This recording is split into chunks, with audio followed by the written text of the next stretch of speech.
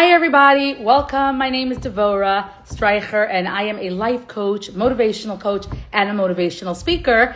Today, I would like to do a live together with Michal Harel, who is a women's marriage coach, and you will learn a lot from her. But I do want to first do a disclaimer. You know, when you have a marriage, when you have a relationship of two people, you need two people that are healthy. So this live we're gonna be discussing women and how we can step more into our feminine roles. The thing is, there's a book that I read many years ago from Atara Malach, and it's called You Owe It to Yourself. It's a great book, but she writes on the first page, all these good tips and tricks work for women, but if you're dealing with a spouse that either has mental illness or addiction, then please do not continue reading the book, because we don't want you to get despondent or feel down. So I just felt I wanted to say that. This live is when you're in a relationship with two healthy people. If you want, we can do different kind of lives in the future. We can even bring on a marriage coach for men. We can discuss Al-Anon. We can discuss anything you want. So let me introduce Michal. Let me send her an invitation. Let's see where she is. She's not on yet. Okay. So does anyone have any questions that they want us to address in the meantime? We are going to be doing a live together with Michal Harel, who is a marriage coach, and I'm waiting for her to come on so I can invite her. Michal, are you there? She did not request to join, and I do not see her yet. She has to come on. Okay. Michal, we are waiting for you. Hi, everybody. Does anyone have any questions in the meantime? I see Men of Integrity joined. Let me see if he wants to come on.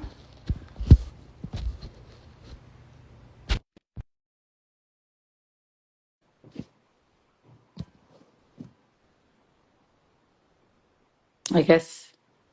Oh, he declined. Okay. No problem. We can do a live another time, and I still owe you a phone call. Michal is here. Terrific. Okay, Michal, I'm going to invite you. If you could please accept the invitation, and then you're going to be on. Thank you.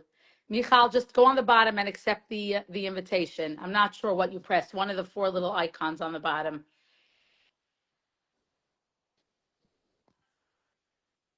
I think it's the first button that has a plus sign, Michal. Just press on that and accept the invitation. Let me see if I have to invite you again. I'll invite you again. If you can please accept the invitation. I believe it's the first button on the bottom, Michal. Just press to accept the invitation. I'll invite you again. Michal, are you there? Could you just accept the invitation so we can start the conversation?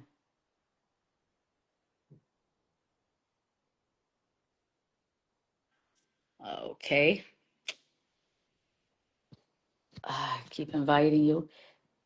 Is unable to join. She's unable to join. I don't know why.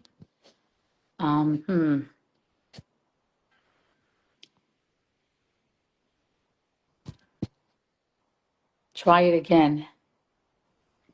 Michal. Oh, great. She's on. Okay, great. Michal, how are you? Okay. We need to Hold see on. you. The camera's not that great. If you just want to move it over so we can see you. Yeah, I'm trying to connect on the computer instead. Join. I don't know why. Yeah, just a little lower, I think. We need to see your face more. Yeah. I'm trying to do it from the computer. I accepted from my Now we phone. see you. Perfect. Leave it like that.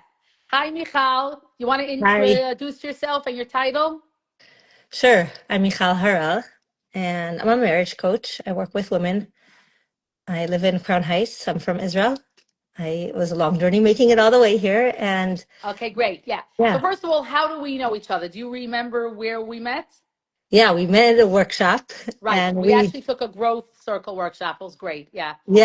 and we've been supporting each other since. Right. It's Fantastic. really Okay. So exciting. tell us a little, tell us a little about your journey, because I always find it fascinating, how you became that coach, because we all have a story. We could probably all write a book also. So just tell us a little about your journey and your story, because that really leads us to who we are and what we do. Yeah.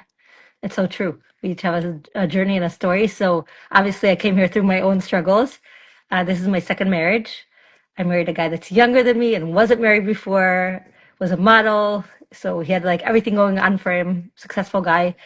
But why am I telling you this? Because it wasn't easy And my first marriage, I clearly messed up a lot. And then I had another relationship in between, and that didn't succeed. And then I had this guy. We weren't so religious, so we also had a religious journey.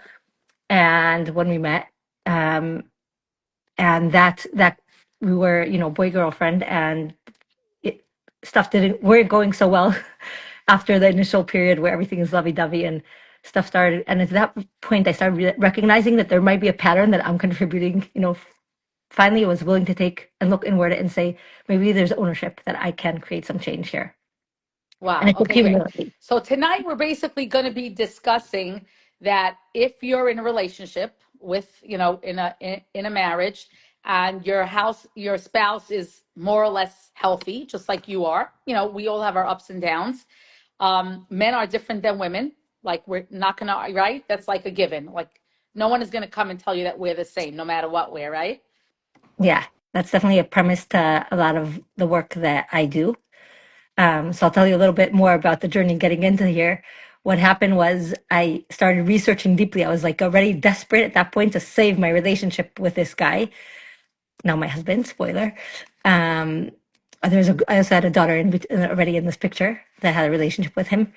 And when stuff started getting messed up, I started researching and researching and researching. And I came across one of the books I read was called Ava by Rabbi Ginsburg, and explained, I wasn't so religious, but I was interested in spirituality. What is the name It's of the book? Ava, Love by Rabbi Ginsburg. Ahava. It's in Okay. Hebrew. I don't think I ever read it. Yeah. Yeah, and it explains the journey of falling in love according to the spheres, which now we might be in touch with because of Sphira Sa'imer, which goes through Right. that, which are emotional. It's the spiritual makeup where Hashem relates us in the world through these spheres, and we're all made. We have a makeup of the spheres internally in our spiritual souls. So it explained that, and then when it got to Machos, it stopped there and like saying, okay, here's where the relationship flows. But it also explained it has internal realms to flow into. Like you could deepen your relationship endlessly. So I used that, and I was like, okay, my goal is to get to Malchus. I got there. I got there. And once I got there, I was like, okay, now what? We're like roommates. We have a wonderful life together. But he, he said in the book that there's endless realms of connection you could access. And that's where I went on a journey to find, okay, how do you access the next level? How do you, okay, we got to that space where we're connected already. Um, and that's when I started my journey to search deeper, and I found I went from workshop to workshop. Anything marriage, you said marriage, I was there.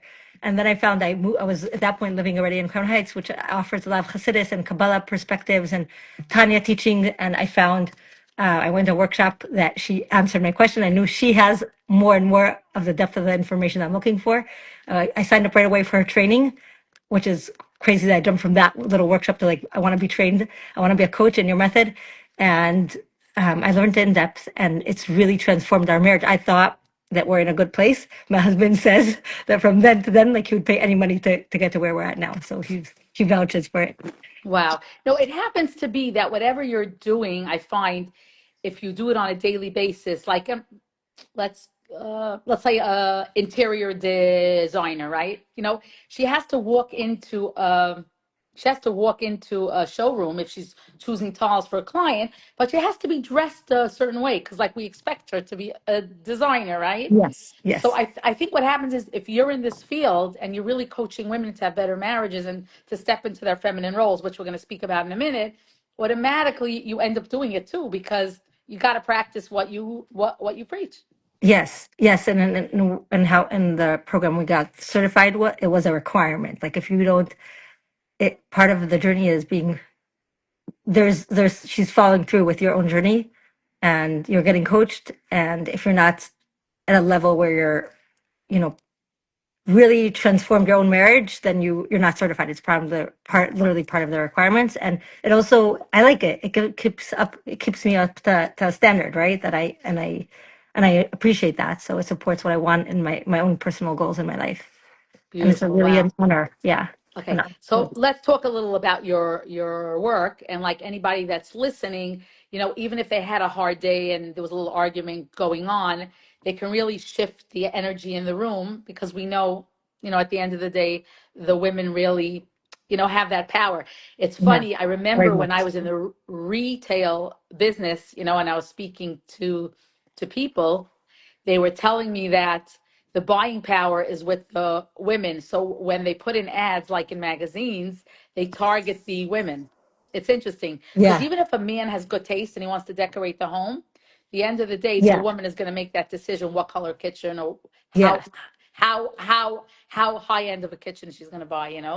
Yeah, and it's So so true, Devora. Like we so underestimate our power. It's a topic I love.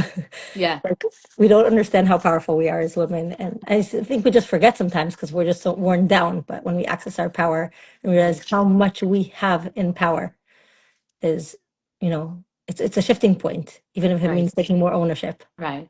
Okay, so talk to us a little about this feminine and the masculine role, because unfortunately, in America today, with the moral standards, getting lower and lower, like they're trying to take away that sanctity of the male-female relationship, to Right. say, I don't have to stick to how Hashem created the world. I don't have to stick Yeah. to human nature. We could change it.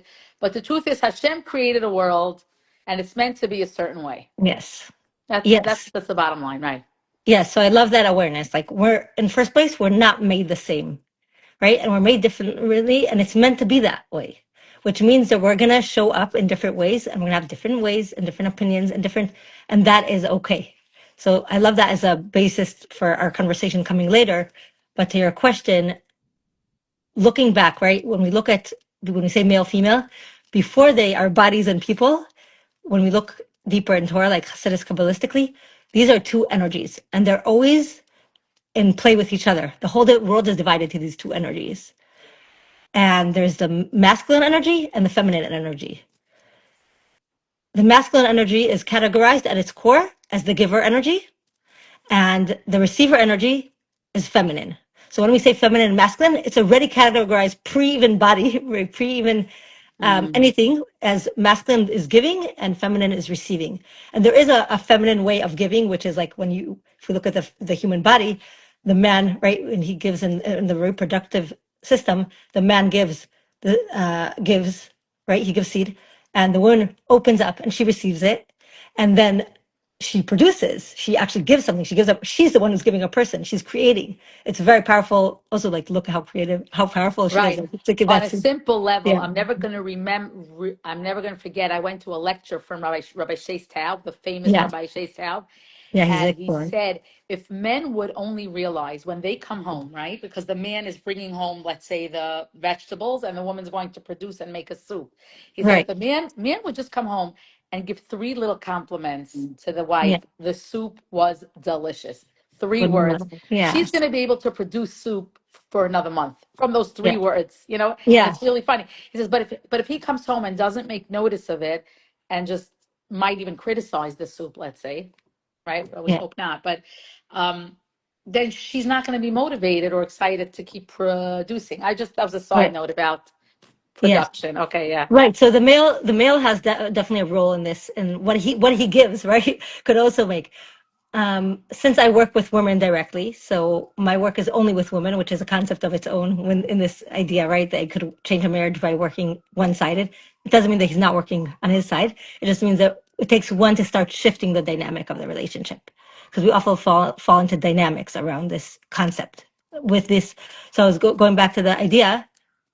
There was a thought about that I was going to say. I was going to say sometimes it feels very victimizing, the approach, right? Because he has work to do, but say he comes home and he doesn't say those three words. I don't have to stay victimized. I have a choice of what I receive, or even when he gives me criticism, I have a way of reflecting back something else, and it's a very powerful way to shift and create connection. I'm gonna put that aside for now because it's not the topic of today, but just kind of like wanting to say that for years I was victimized in those spaces. So I'm passionate about sharing that even when he does show up imperfectly, part of marriage is accepting humanness and mistakes, and it's his humanness and my humanness too, and it allows a lot of ability for growth and connection despite our misdoings and with our mistakes and everything and I'm our going to growth stop you here processes. for a second because it's really true.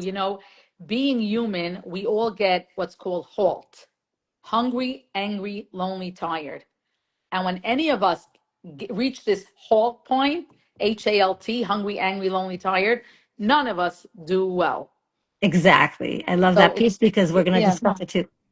Yeah, such a big one. It's a big piece that it's one of the basics that I will actually want to circle back to. But we were talking about the feminine masculine. So the at the core of this, right, is a law of nature of how these energies interact is a law of nature. Now, we each also possess both qualities within us. Him as a feminine and masculine within him. I have a feminine and masculine within me. However, speaking of how Hashem created the world, the marriage is the space where I'm supposed to be operating into the marriage with my feminine and him in his masculine. That would be the ideal. Mm. And that would be a healthy dynamic. Wow. So in other words, the more we show up in who we are, the feminine and masculine, the more peaceful it is. Yes. And we each get to be our full potential self. Mm. And even more so, right, that we were talking about the reproductive system and how it creates a person. So the same concept is anytime a female and masculine energy come together in a healthy way, they combine, it creates life. Life is that what we would call in our situation, that shalom bayit or the binyan ha'dei'ah that we're craving so much. That life Mm. connects when we each have our individuality in our space.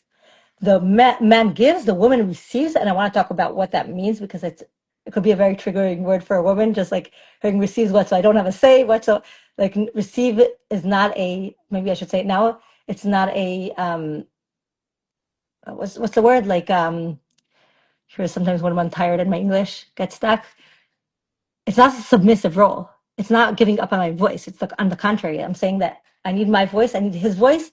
We put them together. I receive from him. It's a very proactive, creative role, and that creates that shalom bayit, that binyan ha'dei'ah, that huge, a new space. It's a new space, and this is actually a microcosm for the relationship with Hashem, and that's why it's so spiritually important. When we're going to talk about religious differences, like this of itself is a huge value Mm-hmm. because it creates real change in the world. And it's a huge Torah value. So I want to even circle to talk about that more. But just for the ideas, so these are two, it's a law of nature. The way that these energies interact is a law of nature. We lost you for a second, Michal. Michal, are you still there? We lost you for a second. You kind of froze. Okay, so we're in the middle of a live and we're discussing the feminine and masculine roles. Are you back, Michal? I'm back. My Instagram crashed. I'm not sure what happened. Okay, good. You're back. Great. I'm Okay, back. so we're talking about feminine and masculinity. Okay, do you want to talk about now the religious differences or you want to table that later? Yeah, I was so we were I thought like you wanted us to discuss the concept of domains today. So receptivity is a big topic. There's 13 principles that I work into what it looks like to be receptive in everyday challenges. But one of those principles is seeing our domains as separate and taking full ownership of my own domain. And we wanted to look from that perspective into the struggles that could come up in bridging, unless there's specific questions that you want to address Right. first. Okay. But So first, just give me an example how we can apply this feminine and masculine role. Give us an example of an argument. Let's say, maybe just give an example, like a husband comes home late and you get really annoyed because you're supposed to leave to a wedding on time. Let's just play it out a little. How would I be in my feminine role, not to create, chaos and not to start yelling? I just, yeah, I just want to give or if you want to give another example, just a practical example, how when we step into our feminine role, it really creates a sort of a calm and peaceful, and then he ends up stepping into his masculine role, and it just yeah, kind of works itself out instead of blowing up into a whole big thing, and everybody's in a bad mood, and no one's talking to each other. yeah. So again, it's a big topic. It has a lot of pieces, but at the core, right, the man has a very, very strong drive to want to give to his wife. Just even remembering that when we have a struggle, like my husband's not, so many times our husbands come to us with ideas or plans or this or that, and we naturally just reject it, like, no, that's not going to work for me. We don't even think, right, that that's rejection for him. We don't even think of what it's creating for us. We're just like, it sounds like I'm even honoring myself, right? But if I would just let that land for a minute, like give it a moment, my husband's coming up. If I know that he's trying to contribute something to me, it doesn't mean I have to do it. It doesn't mean I have to agree with it. It doesn't mean that I again follow with his way. He could also still have a way of wanting to do something his way, and I could have my way, but they could both coexist. And I would want to play that into what that looks like. But but just for that, like I remember how much I rejected my husband and how much that he started. So part of this role of when how it plays out is that when my husband is not being received, what happens to his energy? And my husband started just going out more to work and not coming home. And I was so hurt. And I was like communicating so well about how much important it was. And then I felt unseen, like the cycles that could happen when we're not in our receptive space. So, so receptivity started for me by just like acknowledging that he actually is wanting to contribute to me. And when he's coming to me, he's not like, we come just to talk, just because we're connecting. When he's coming to me, every time he's coming to me, he's actually trying to contribute something to me. So if I would just slow myself down and Right, allow that to right. land. By nature, Hashem created it that way, that a man inherently wants to give to his wife. That he just Yeah, wants to, right? And he wants to make her happy. Again, a healthy husband. We have to just, right. I just want to keep saying that because, as a coach, just a regular life coach, I do get a lot of people reaching out to me with different kind of situations. So I just want to say, if someone is chas v'shalom, not in a healthy space, they really need to get a professional just to teach them what's functional, what's not functional. But Yeah, on the average, most people, Selam Elokim, most people are okay. It's just that like this, we all have our harder days and we all have our issues, right? Some of us are more right. generous than others. Everyone has their thing. Yeah, Um, yeah. So just to expand on what you're saying, like definitely not addressing major mental health issues or addiction, but a lot of times we could conclude like it looks like sometimes not someone is not healthy in the ways we think they're showing up because it doesn't make sense to us because we didn't learn the masculine feminine paradigms. I also want to put that out there. right. Are So there any college teachers that teach that? I mean, because, not in yeah. my circles at least, I don't think anyone's teaching the masculine feminine roles. I'm just wondering, maybe Crown Heights or. Yeah, I think it's slowly developing into that. Like some other coaches are also college teachers, and they're trying to bring that into the mainstream here too, because it's such Mhm.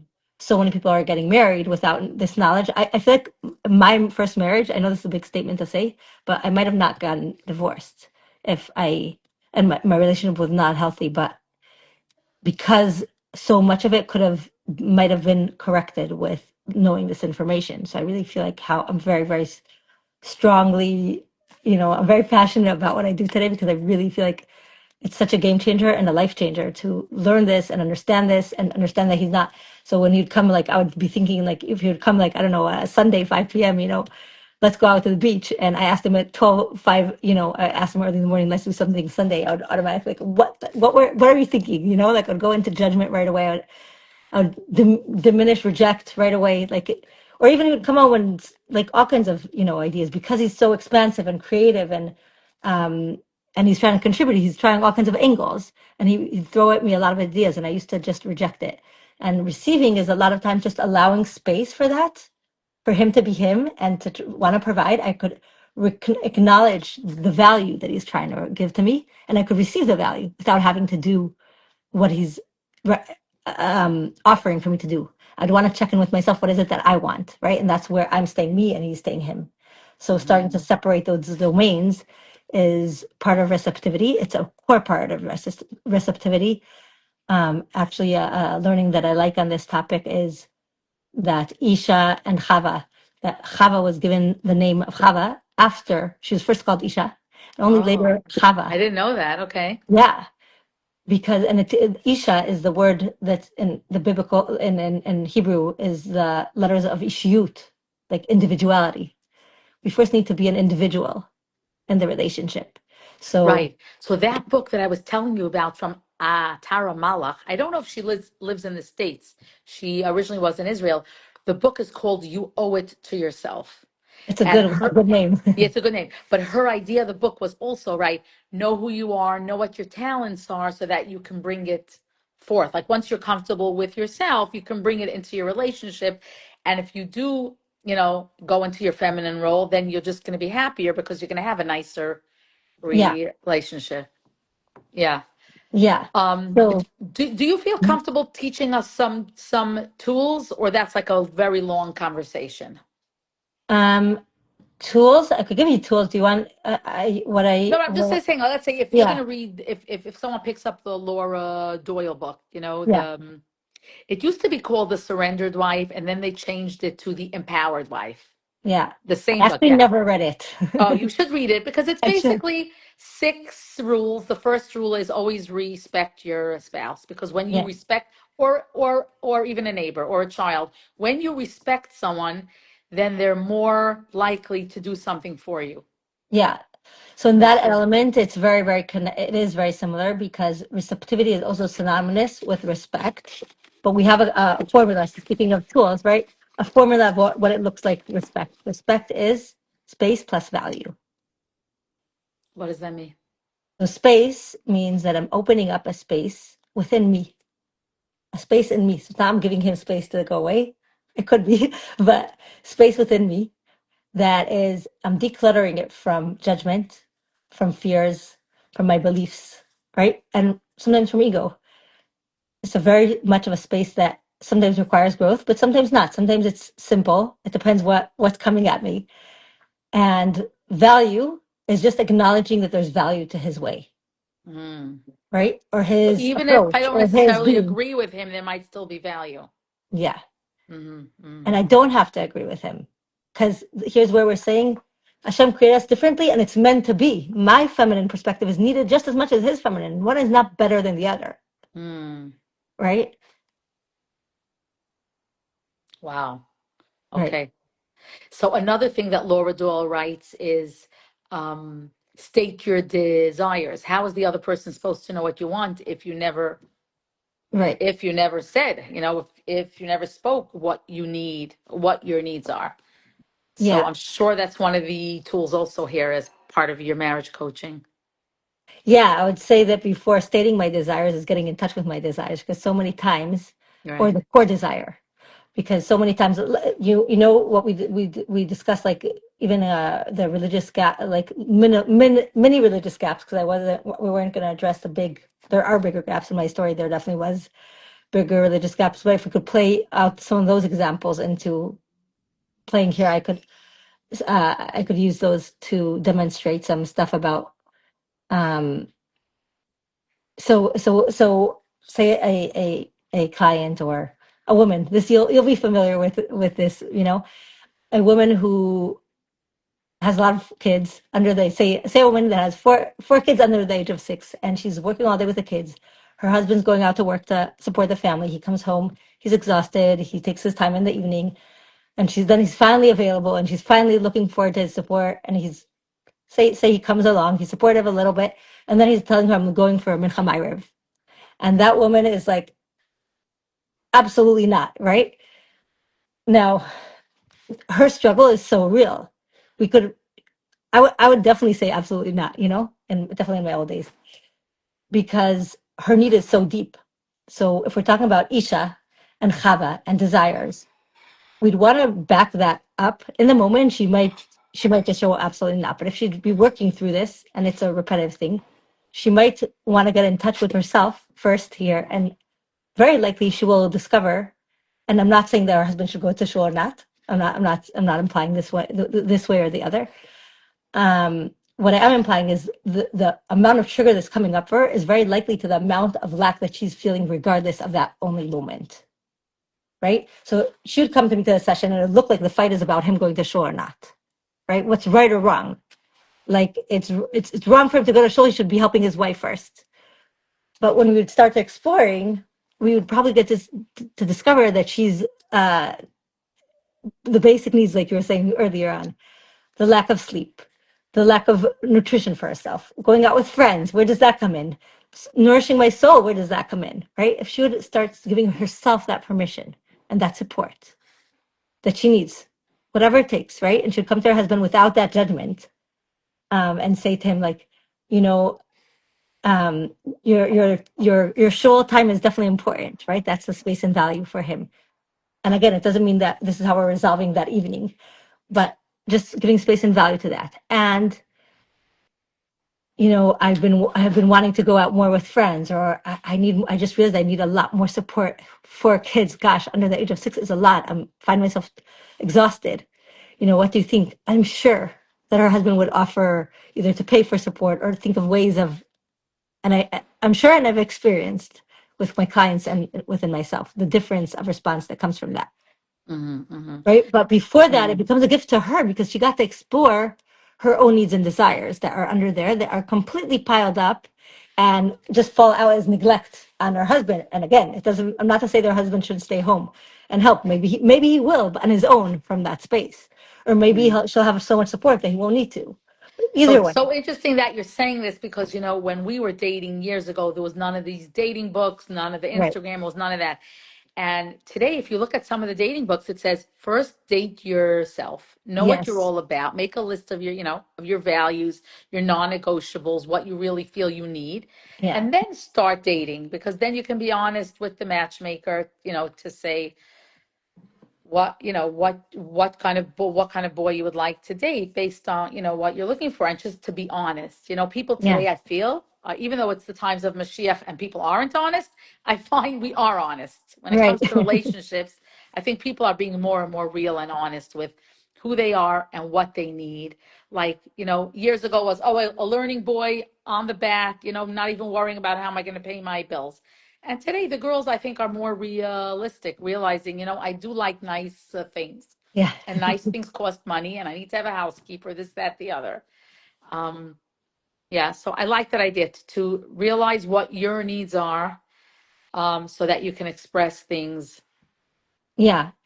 And that comes into the same space of separating our domain. Because when I separate my domains and I say, this is mine, it's mine to own, my needs, my body, my thoughts, my feelings are all mine. They Hmm. fall into my Dalit Amos, which is what defines what's in Torah, what's mine, what's someone else's. Hmm. And the Hmm. other thing is his relationship with Hashem is his. My relationship with Hashem is mine, and his relationship with Hashem is Right. his. Okay. So what's if it really bothers somebody? I mean, I find it more and more that the women tend to be a little bit more firmer than the men. Right, You right. do you do have instances I see where there are men, they are very bothered that the woman, let's say, doesn't want to cover her hair, and it was his value. He really wanted it. Of course, they have to discuss it, but because we're coaching women here, how does she deal with the fact that she grew up a certain way, let's say, and there were certain stringencies about Shabbos, or if you want to give me a different example, Yeah, and it really bothers her that her husband really, let's say, even at the Shabbos table, it's not the kind of Shabbos table that she really would want. yeah. Yeah, so I love that you're bringing up this example because you're right. I find that a lot also in my coaching, that it's a lot more that we want more of the spiritual. It also was my part of my journey. I wanted that first, before he was ready for it. And a lot of times it's the man that's more lenient, not always, but that is so.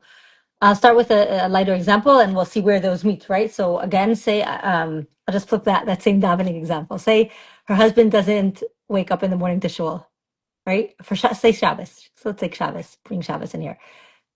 She wants her husband to go to shul, and he's sleeping in on Shabbos day, and she gets triggered every time. And this is a repetitive thing that's coming up for her. So I'd want to. So again, laying the grounds first, that his relationship with Hashem is his, and her relationship with Hashem is I her. love that how you say it. His relationship with Hashem is his. Your relationship with Hashem is yours. They have nothing to do with each other whatsoever, Okay. right? Now, I want to explore what's so upsetting about him not going to shul to me, right? Right? If it's on his circle of domain, what about it is so triggering for me? So Hmm. likely there was there was definitely the vision of what I had, that coming into marriage, because I grew up in a certain way, and I also want to give space to grieve that vision because it's not what Hashem gave me. It's the same Hashem that gave the rules to go to shul, also gave me this husband with the specific qualities and the specific struggles. I want to bring that into the picture too, and know that there's an opportunity and growth for me, or else I wouldn't have the struggle that I want to explore. So if I were to explore this, right? So I'm just going to play it out in a few different ways here, but I'm probably gonna. I'll ask her, what about it, right? What about it? What if you were to go to school? Here's was what I would ask her. If you were to go to school, what would that give you? right? And here we're probably going to discover that there's a deeper desire, meaning him going to shul is the solution that she found for deeper desires that she has. For instance, give me an example. For What would be a instance, deeper desire? Yeah. okay. For instance, her kids to have an example of a father, Oh, and okay. for That, right. yeah. Say I would explore that with her. What would your kids learn if they had such an example? And she would probably say they would learn to cherish davening. Oh, that's such a beautiful desire to cherish davening, right? You want that to pass that on to your kids. Now, whose desire is that? Mine, right? If it's mine to own. So once I'm pulling it away from it's his responsibility to fill in my desires, how can I, once that's a value to me that I want to give to my children, I want to start looking, okay, in what ways can I give that to my children? Right? And if Mm-hmm. I'm owning that, and once I start exploring in that direction, there's so many ways I could do stories. I could take him from to different kinds of shuls, and it could be our Sunday time together that mommy and me time that we go to explore different davenings and different books. And I could tell him, yeah, other than stories, I could teach him the words of the Torah, and we could do it in a fun way. Like there's endless amounts of ways that I could pass on my value to him. I Mm-hmm. could also daven myself and execute it. Meaning, I'm also a busy mother, but I'm also prioritizing to daven because they're both important to me. Mm-hmm. Mm-hmm. Um, there's ways to own my own desires that are not stepping on his, right? Without disrespecting him. Like, okay, so I'm going to leave, go to shul instead of you. Like, so we're walking away from that. Just want to kind of differentiate the difference of what's ownership and Right. what's Wow. disrespecting ownership. That's fantastic. Okay, Yeah.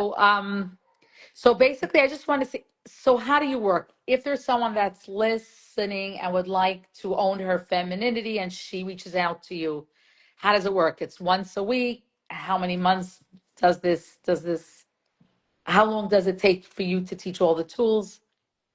So it's very tailored. Like I would do a consultation, 20 minutes with someone that's free to just to discover what is it she's expecting out of coaching, what she wants. I would give her some questions afterwards to answer me, written. And then it would be usually it's one session per week, which is 1 hour, but some women double up. They'll either do a double session or do twice a week if they want to see, change sooner. Hmm. Um, and it is really one-on-one tailored. So there's no rule of like 3 months, 6 months. It's very much And someone. you have seen a lot of change. You have seen a Yes, lot of women absolutely. implement this whole concept of stepping into their feminine role and learning to receive and stating, okay. And Do you have tremendous. any group? Do you have any groups? Because some Yeah. people feel uncomfortable one on one. That's just why I'm asking. Absolutely. So there's I'm part of an organization called Relationship. First of all they have a podcast with a lot of more free information if you want to listen. We also there's group coaching, How do we which find that? I'm just going to type it in. and How do we find it? Spotify and Apple podcasts are out there. Relationship. Um, Relation shift. Interesting. yeah. Okay. There's also a WhatsApp group that just gives it's happening, but not as much. There's more of I would say the group coaching is a tremendous tool to get part and not yet if you're not ready yet for a full one-on-one. If you're not committed yet and you want to hear more first, or if you're on a budget, it's very very cheap and you get a ton of value because you have 3 times or 4 times a week sessions with different coaches. I do Tuesday coaching, so it's different time frames. So if you're working in the day and you need a night session, or if there's different options. And there's again once a week where you different women step into the hot seat, it's called. So it's a little different than one-on-one coaching because there's a smaller window of time and there's not the history. Usually the background is very helpful to the Hmm. coaching because it's more tailored. But it's still one-on-one coaching and you get to watch sometimes other women's journeys and learn from That's that. also great because you Yeah. always learn. I say you always learn from You everything. always very, very That's much. And true. also there's a supportive group. So we start with check-ins. Everyone gets to check in and share wins and struggles. So it's a very safe space for women to Hmm. really open up, get ask questions, and then people cheer each other on that group on yeah. So the membership group. So and it's I don't know the exact price because I'm not on the admin side, but it's like I think it's like $25-30. Like it's really affordable. It's like a Right. fraction of one session. Have you worked with different ages, like with newlyweds and with people married for like 40, 50 years? You've Yes, done yes, both? Yeah, you've done yes. both. I just don't work now with like I don't do pre-marriage. I just like dating. I feel like it's not my cup of tea or expertise. I'll refer out. But once married, yeah, and I don't do addiction. Wow. Okay, great. So that's good to hear. Any other topics that you wanted to discuss? Oh, how do people reach you? So you could find me if you go into my Instagram page, and I have my WhatsApp direct number, so you could reach out that way or DM me on my Instagram. Okay, just I'm Either gonna way. put this interview on YouTube probably. So, Okay. and if someone doesn't have Instagram, how do they reach you? Do you want me to give you my number or an email? Which Yeah, one? give me an email. Yeah, Yeah. Michal.relationship at gmail.com. Michal dot relationship. Okay. Yeah. Yeah. Just Um, one more piece if you want on this topic that I noted for myself. right. We don't have to, only if you want No, to. I do want to. I want. Yeah, I Okay. definitely want to hear more. Sure. No, one topic that comes up, we said that we're going to talk like different minority, like minor changes in differences, right? In differences in religious practice. A lot of times, and especially if it's the woman's struggle, and she's, we really want to look at uh, the fact that Torah values, like the whole idea of marriage is, right, this, we said this connection of masculine and feminine, and the whole purpose of Torah is that it says "V'chol derecha derechei noam v'netivotah shalom," and every time before we do a mitzvah, we say L'Shem Yichud Kudsha Brichu. What we're saying is when we are uniting these two energies that are separated, we're like the feminine, we're the Shechinat Hashem. Now, why is this important? Because sometimes we get lost in our desire so deeply to do what Hashem wants that we forget that what Hashem wants, that Shalom Bais is a value, a superior value of its own, of its own. So, like, at what point does it become about my desire, right? When our egos comes into play, like, meaning what I'm trying to say is that Hashem's desire is my desire, then Shalom Bais is Hashem's desire. So it's not that I'm compromising some of these struggles. It's not about compromising what I desire, but if I'm desiring um, what Hashem is desiring, then Shalom Bait is his desire very often. There's Mm-hmm. a story, actually, someone great for you to interview. Her name is Sarah Carmeli, and she's a Chabad, and she was taking on covering her hair. And again, I'm not saying this is a psak for everyone. Just don't let's not hear what Right. it's No, it's just a story. right. Got ya. Yeah. And she heard the Rebbe talking about covering his hair, and in Chabad he's very much about shaitels, and every hair should be covered. She decided she was taking on covering her hair, and her husband was really really against it. Mm. And she went to the Rebbe, and I don't remember. I don't know the specific. I was going to look it up before the her session. I didn't have a chance. I don't. The Rebbe basically told her that when she's with her husband, for sure this part I don't know about like outside, but I think then she could wear a sheitel. Like that's where honoring herself comes in. But that is what Hashem wants. Is the shalom bayit is a priority even, and she couldn't believe it because he was talking to the so much extensively of what happens when you cover your hair. And then there was a time that this I do remember her telling me. I heard it from her firsthand that her husband was going on a business trip, I think to Thailand, and she decided she's going to stay home because then she'd be able to cover his hair. She won't be next to him, so she'd be doing this extra mitzvah. Like if she's there, if he's home anyway, that's one thing, right? The Rebbe told her to prioritize shalom bayit and not wear the wig. But if he's traveling, then I shouldn't go on the trip. She walked into 770 and the Rebbe was there, and he said, "You're going to Thailand."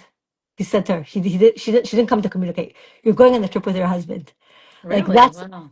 that's how powerful. So I'm not saying giving up your desires, but sometimes really to remember that, to recognize like at what point is my desire to serve Hashem is integrated with a little bit with ego, right? Where it's becoming that my way is superior to yours, right? Mm-hmm. Or which is never holy. Interesting. All right. Along those lines, I remember I went to a lecture from Rebbetzin Kalmanovitz. She happens to be from Israel, but she's some sort of principal here in Brooklyn. And she also said, like, when you're faced with a decision, any decision in life to make, if you think about what would Hashem want, Yeah, exactly. What does that's a Hashem very want? good way of trying to make a decision. Like, you don't know, should I go here? Should I go there? Should I be here? Yantif, like when you decide, like, what would, oh, Adina said, I came in middle. He said in the house or outside the home? Oh, she's just asking about the question. She came in the middle of No, the story. Yeah. no. I think it was also outside the home. It's a famous story in Chabad. I would actually want to look it up so I give the exact details. But I heard it from her directly. And again, it's not saying to at any time that not to cover your hair. I'm not giving up sake or anything.